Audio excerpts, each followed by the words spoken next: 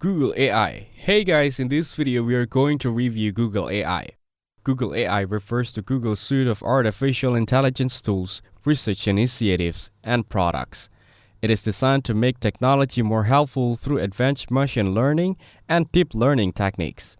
Google AI continues to innovate across areas like natural language processing (NLP), computer vision, robotic, and healthcare AI. Google AI powers many of the company's most well-known services, such as Gemini, Gemma, Veo, and Imagen. Gemini is Google's advanced AI chatbot and multi-modal assistant designed to understand and generate text, code, and more. Gemma is Google's family of open-source lightweight AI models optimized for local and edge device use. Veo is Google's generative AI model for creating high-quality, realistic videos from text prompts.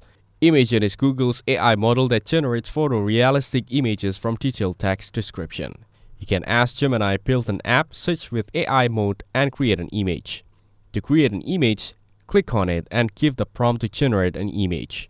Overall, Google AI is an advanced platform that enhances digital tools with powerful, intelligent technology. Thank you guys so much for watching. I hope you guys have value. See you in the next one.